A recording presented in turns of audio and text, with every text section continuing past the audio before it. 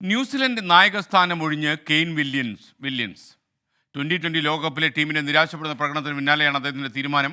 2024-25 വർഷത്തെ വാർഷിക കരാറും ഈ താരം പുതുക്കിയില്ല. യുവതാരങ്ങൾക്ക് കൂടുതൽ അവസരം കിട്ടുന്നതിന് വേണ്ടിയാണ് താൻ മാറി നിൽക്കുന്നതെന്ന് കെയ്ൻ പ്രതികരിച്ചു. സ്പോർട്സ് ഡെസ്കിൽ നിന്ന് കൂടുതൽ വിശദാംശങ്ങളുമായി അനിൽ വാസുദേവ് ചേരുന്നു. Good morning Anil Vasudev. കായിക ലോകമൊക്കെ രക്ഷപ്പെടുകയാണോ? വിവരങ്ങൾ പറയൂ. തീർച്ചയായും രക്ഷപ്പെട്ടുകൊണ്ടിരിക്കുന്നു എന്നാണ് മനസ്സിലാക്കുന്നത്. എന്തായാലും കെയ്ൻ വില്യംസൺ ന്യൂസിലാൻഡിൻ്റെ ഇതിഹാസ നായകൻ എന്ന് തന്നെ കെയ്ൻ വില്യംസനെ വിശേഷിപ്പിക്കാം. അദ്ദേഹത്തിൻ്റെ കണക്കുകൾ തന്നെ അത് പ്രതിഫലിപ്പിക്കുന്നതാണ്. ഒരുപക്ഷെ ലോക ക്രിക്കറ്റിലെ തന്നെ എക്കാലത്തെ മികച്ച നായകന്മാരുടെ കൂട്ടത്തിലും കെയ്ൻ വില്യംസന് ഇടമുണ്ടാകും.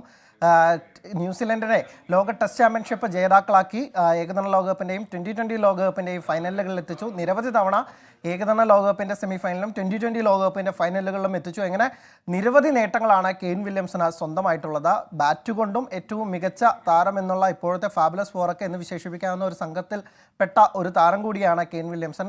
ബാറ്റ് കൊണ്ടും ഒപ്പം തന്നെ നായകൻ എന്ന നിലയിലും ഒരുപാട് നേട്ടങ്ങൾ കൊയ്ത താരമാണ് കെയ്ൻ വില്യംസൺ. പക്ഷേ ഈ ലോകകപ്പിൽ ന്യൂസിലാൻഡിനെ പാടെ പിഴയ്ക്കുന്ന കാഴ്ചയാണ് കണ്ടത്. സൂപ്പർ എയ്റ്റിലെത്താതെ ടീം തോറ്റു പുറത്തായി. ആദ്യ 2 മത്സരങ്ങളിൽ തന്നെ നിരാശപ്പെടുത്തുന്ന പ്രകടനമായിരുന്നു. അതോടുകൂടി സൂപ്പർ എയ്റ്റ് കാണാതെ പുറത്തായി. പിന്നീടുള്ള 2 മത്സരങ്ങളിലൊക്കെ തന്നെ ജയിച്ചെങ്കിൽ പോലും അത് ആ ടീമിനെ അവസാന 8-ൽ ഇടം പിടിപ്പിക്കാൻ സഹായിക്കുന്നതായിരുന്നില്ല.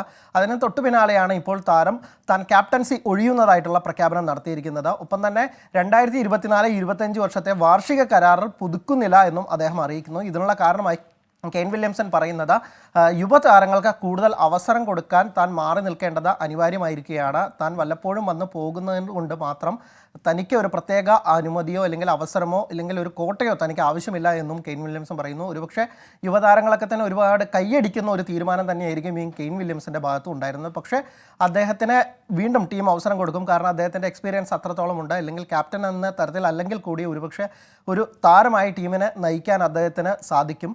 ഇനി പ്രധാനപ്പെട്ട 2020 മത്സരങ്ങളും തന്നെ അടുത്ത ഇനി വരാനിരിക്കുന്നില്ല.